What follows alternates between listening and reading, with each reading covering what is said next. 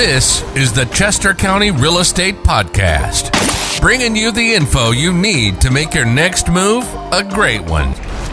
Hey everyone, welcome to the Chester County Real Estate Podcast. This is the show that gives you the information that you need to make your next move a great one.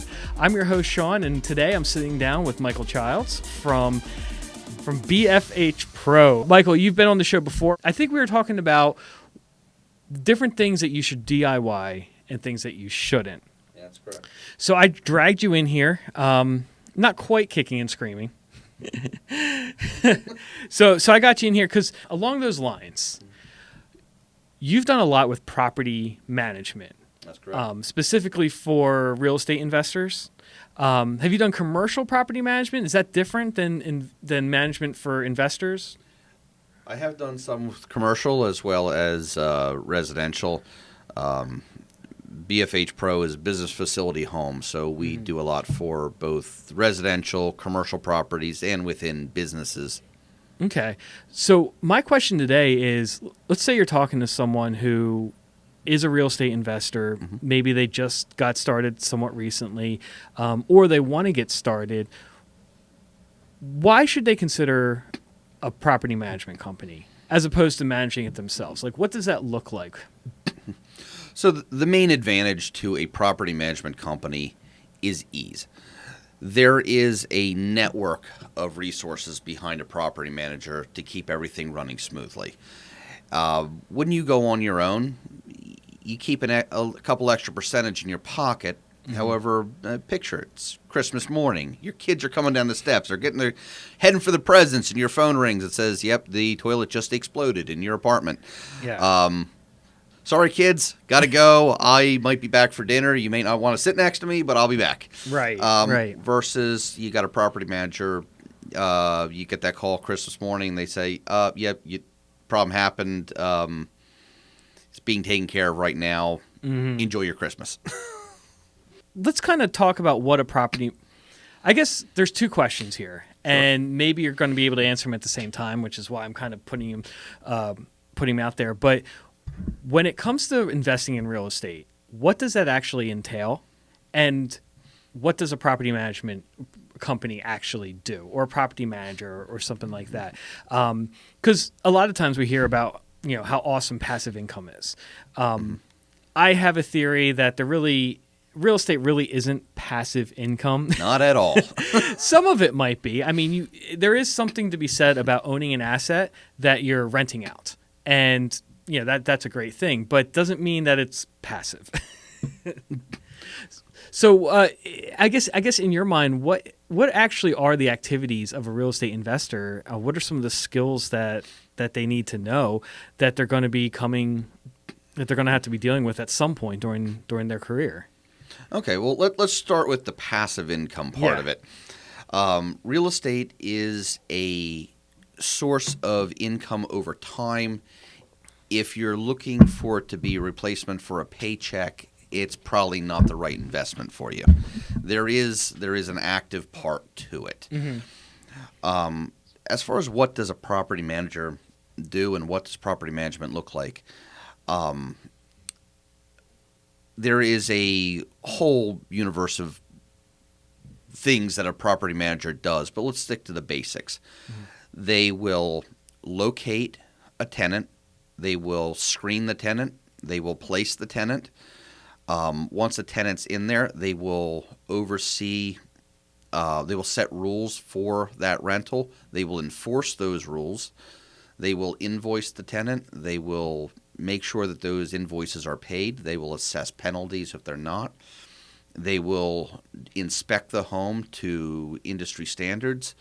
They will do maintenance of the property. They will make upgrades to the property to keep it in compliance. In the event of an emergency, they will step in to handle that on your behalf. Mm-hmm. And then if things go wrong, they will even do things like remove the tenant, make the necessary repairs, and then get another tenant in there. And while they're doing all of that, there may also be, depending on your agreement, some protection of your liability through various insurance. They'll make sure that those things are up to date and in compliance. And all this for a couple percentage of what you're of the thing. It's actually a pretty good deal when you look at everything that goes into it.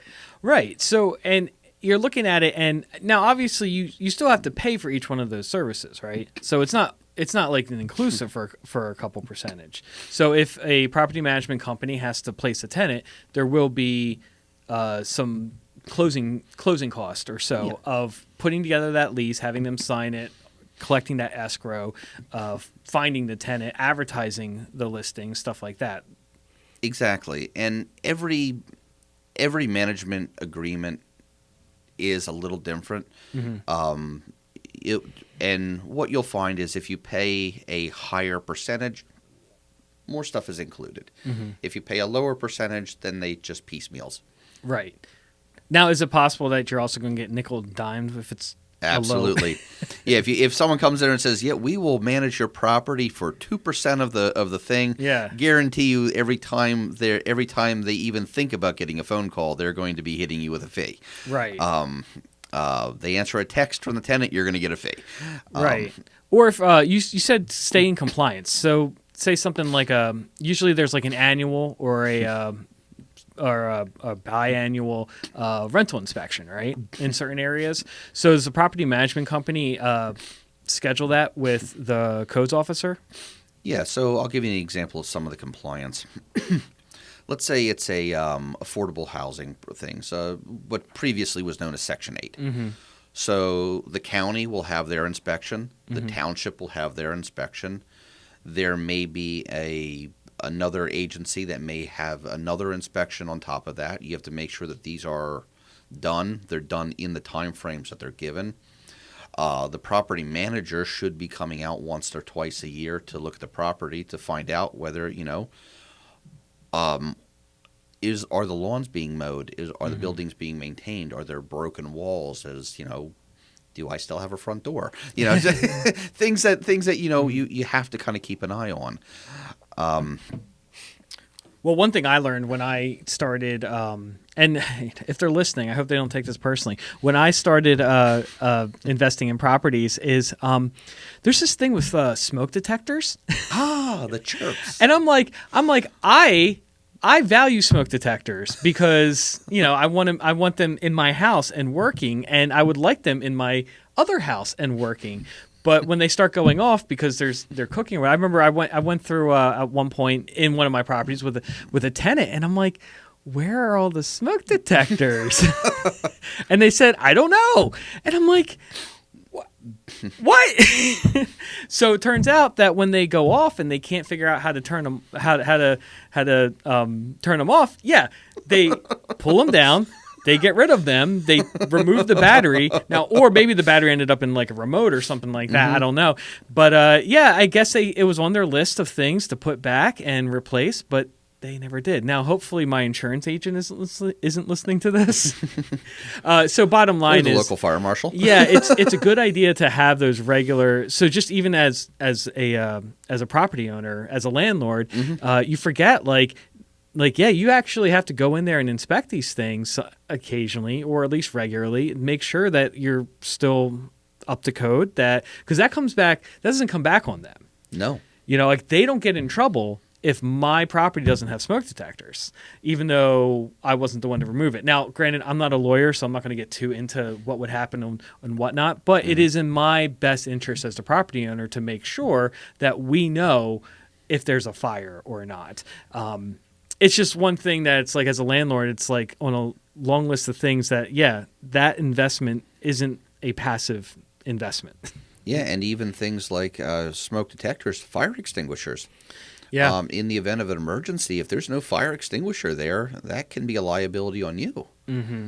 And that's a liability on you whether you had one there when you started or whether you put it there and that tenant decided to, reenact the Minions and run down the hallway spraying it everywhere. It's still your responsibility to make sure it stays there. So real quick, for a friend, what are the responsibilities for fire extinguishers? So every township will have their own requirements. In general, you're Yeah. required to have one on each floor.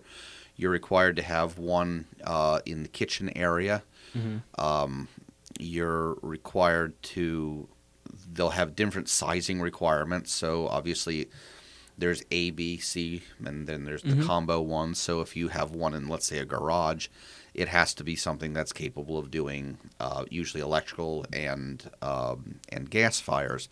If you have something in a kitchen, you need something that can handle grease fires.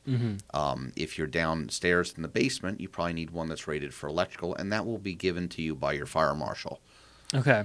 Now, is that now did they also expire too? Yes. Yes, all of them will have different shelf lives. If you go down there, you should be able to go down, look at it. It should be written on your fire extinguisher. The type that it is, the age of it, when it was inspected the last time. Some townships will actually require an inspection of your fire extinguishers. They'll have to be certified. And then they'll give you a size requirement. How big does this thing need to be? Maybe I only need a small canister. Maybe I want a big one. But if I'm an 80-year-old woman living by myself, and do I need a 40-pound fire extinguisher? Congratulations, I have the fire extinguisher. I can't lift it. Or over here, maybe I've got a 6-car detached garage. I got a fire extinguisher in there. That little cylinder fire extinguisher that you get at Walmart, run away. It's not going to do anything for you. So if you're in an area in a township that has a code that for required fire extinguishers, is there a way to write into the lease where if one is discharged, that the tenant is responsible for replacing it or paying to have it replaced or something like that? Does the lease address anything like that? It should. A lot of times I will put right into leases that, the tenant is responsible for it. If they discharge it, they have to let me know.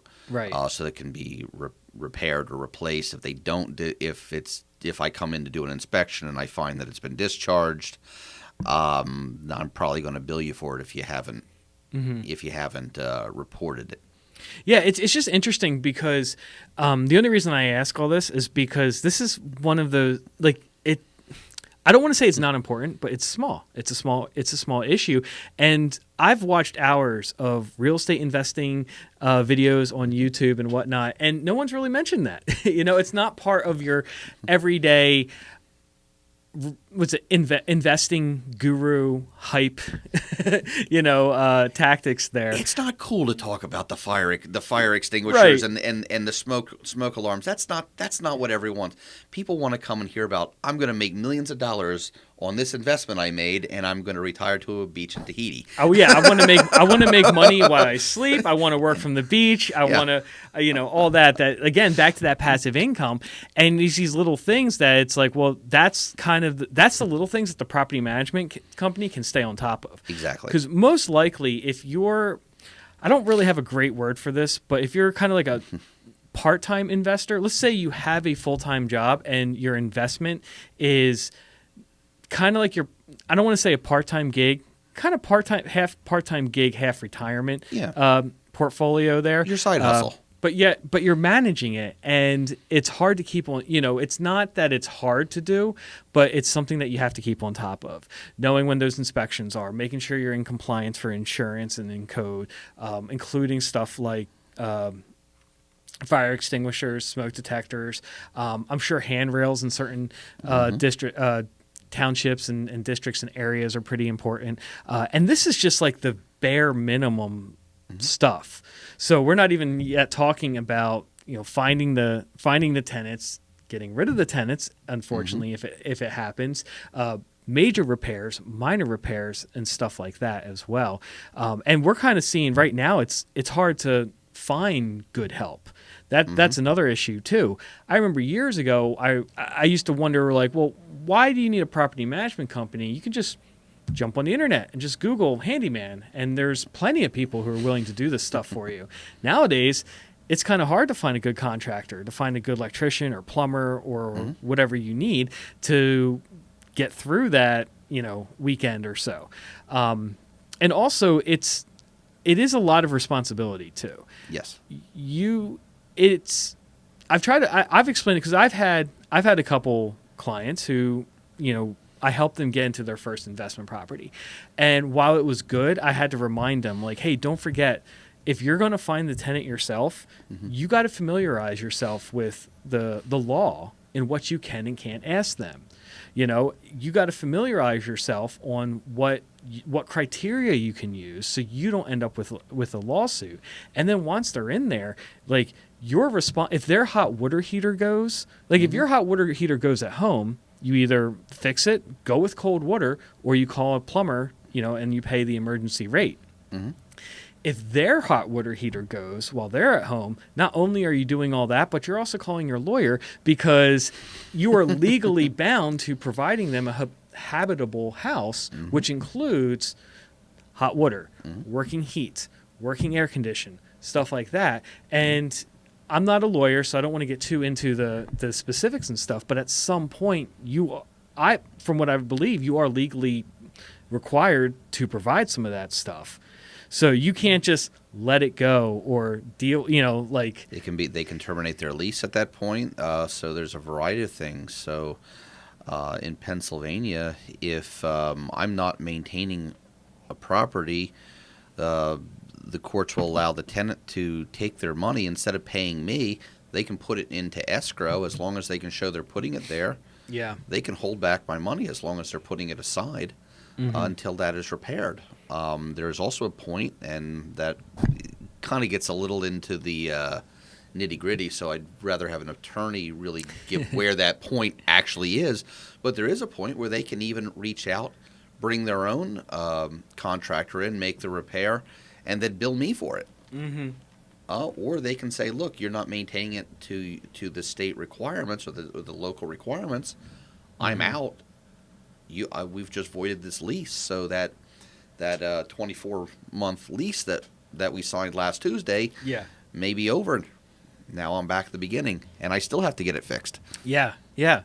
And either way, whether, regardless of what the attorney says, it's probably going to be an expense of some sort. Absolutely. So whether or not they're in the right or they're in the wrong, trying to, getting the right people to decide whether it's right or wrong, getting in front of, if it has to go in front of a judge, then that's going to be eating into possibly most of the profit that you would have made that year too.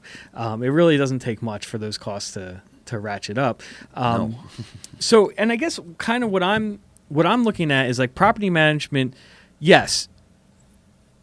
Do you want to be the one that has to field that call on Christmas morning, right? It's like, yeah, I get it. That's a good reason to have property management, but it's more than just an insurance policy. Absolutely. This is like an active service that helps keep you in compliance and helps keep that property at a high operating standard. Because if things start slipping and it falls below that standard, you might have more heat on you than just some upset tenants or some bad reviews. Yeah. How much did you pay for that house? I mean, that's a huge asset that sits there. Do you want that thing to fall apart? Do you paid, $200, $300, whatever you paid for that house, even if you bought a short sale home, got an amazing deal, walked in, bought it at $10,000, put a bunch of money in, now it's a rental unit, so you don't have a lot into it. That's still a chunk of money. Yeah. You want to make sure that that's generating you income, not falling apart. You want that income to maintain. A property that is kept up on that maintenance, a lot of times will save you from those big surprise expenses, 5-6 years down the road because you haven't kept up on them. Right. And then the other thing too that I always kind of bring back when we're talking about property management, it's not just about making your current investments easier, but it's also allowing you to expand, use some leverage, and start adding to that portfolio. A lot of times, 1 or 2 properties you can manage yourself. Yeah. Now, what about 10? What about 12? What about 20 or 40? Like now things start getting exponentially more difficult. Now smoke detectors becomes a lot bigger deals. Fire extinguishers become a bigger deal when you're talking about 40 different units than when it was just one or two. So, at some point you're going to be hiring people to help. Like at some point you're going to have to leverage your profits in order to bring in people, to help. Having that property management company there at the beginning is probably one of the best ways to make sure that you're bringing in experience and not having to train an assistant in how to do this stuff. Yeah, and the property manager, people always, I hear it, the property manager. Mm-hmm. I don't like that because it infers a singular person out there helping you. This isn't a property manager there helping you. It's a property management team. So for screening the tenants, you have a realtor who's an expert in doing that. Right. You have a maintenance team, which will have various backgrounds from plumbing to electrical to roofing to you name it, we have it. Mm-hmm. That team is there to go deal with those maintenance concerns. In the event that something goes, that there's a liability, there's an insurance person that is a part of the team, which is a go-to person who understands that industry. In the event you go to an eviction, you have somebody there who is a legal expert. In our case, we have an attorney. Mm-hmm. If you get into the point where you have a lot of paperwork coming in, you have people like a broker or somebody who has some special training that is looking at that paperwork and can see, where are these rules. You get that letter in the mail from the township saying that they're going to do this, that, and the other thing because you're out of compliance. Mm-hmm. You need someone that can come there and say, okay, no, they're not out of compliance. This is what you're asking for. This is what the rules say. So maybe we need to push back a little bit. Mm-hmm. Maybe we need to make some changes. That whole team is there to support your investment. And that's really what you're paying for. You're not paying for a property manager. You're paying for that manager and the entire network of team that he has behind him, he or she has behind them to keep your property running smoothly.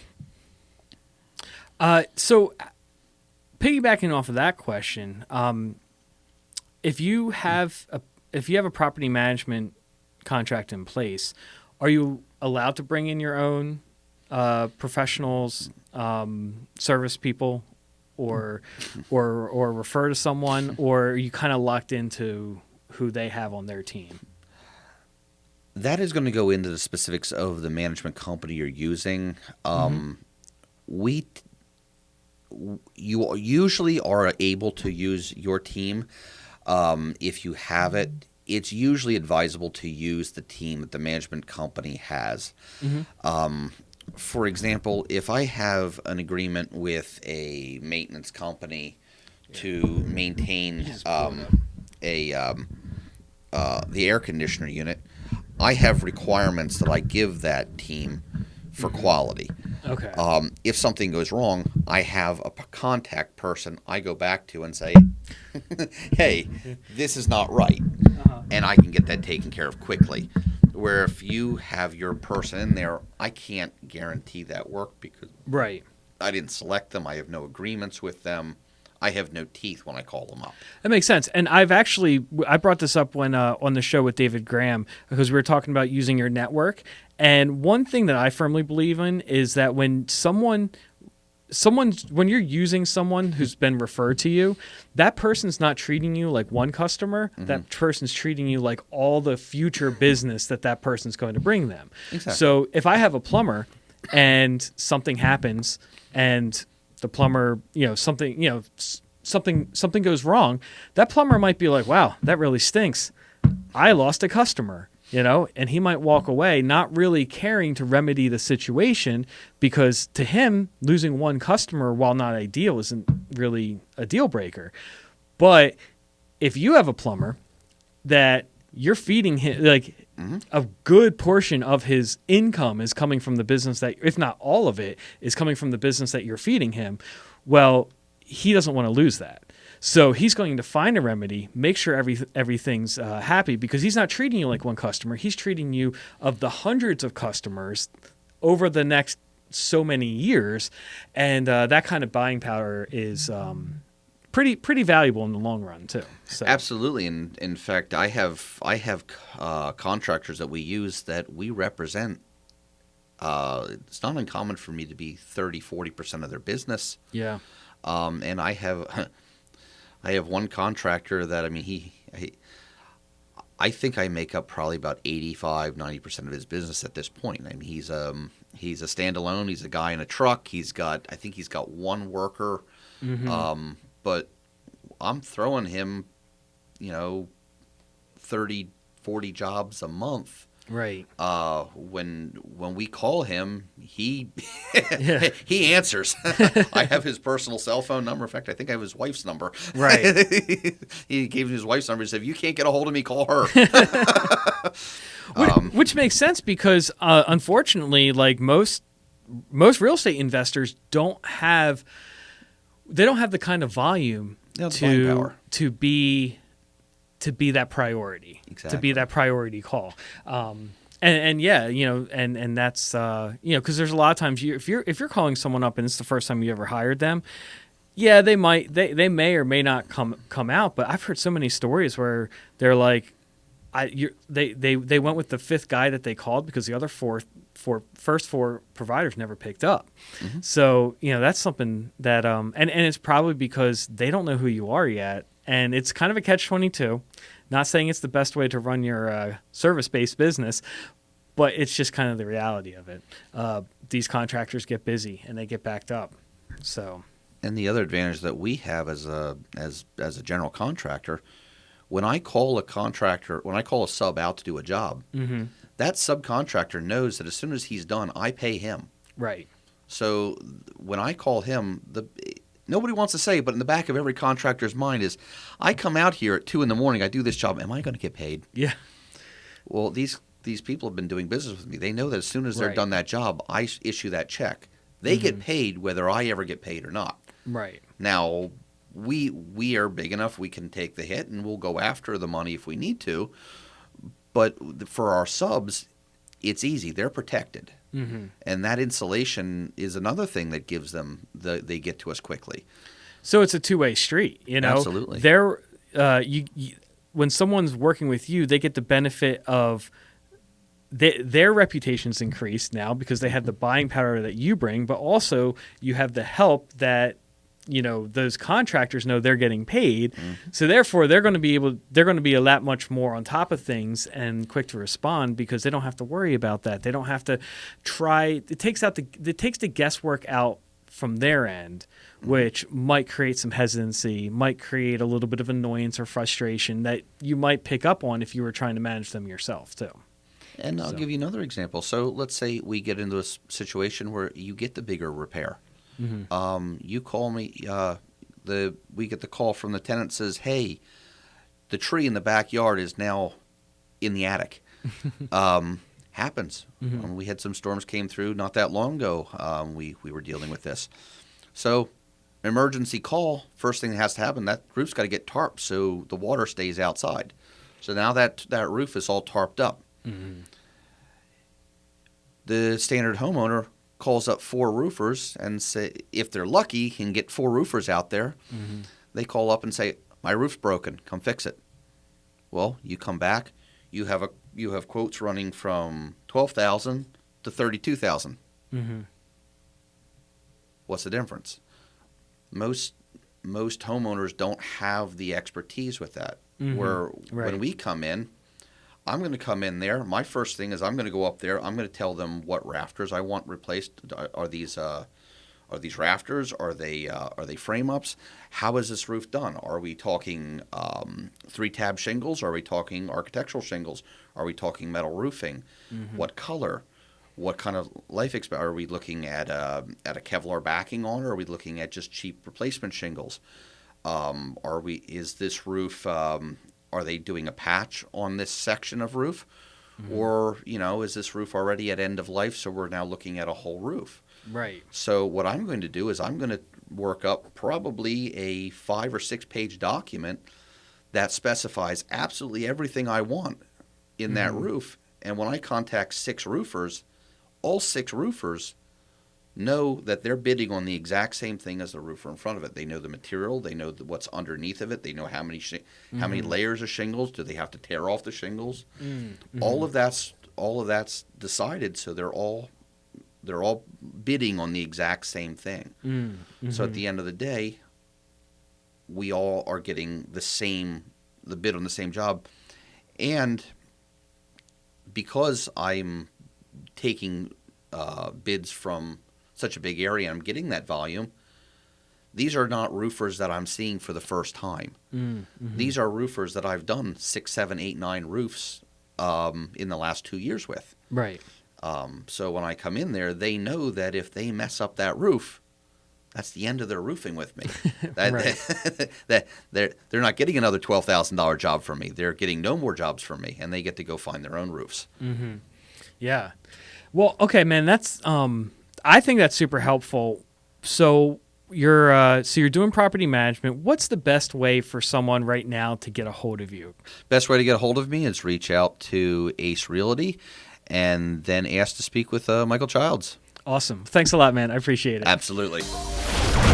Thanks for listening. This has been the Chester County Real Estate Podcast, brought to you by RE/MAX Ace Realty, serving buyers and sellers in the Chester County area. Subscribe for new episodes at acerealtypa.com/podcast. And you can find us on Facebook, YouTube, and wherever podcasts are found.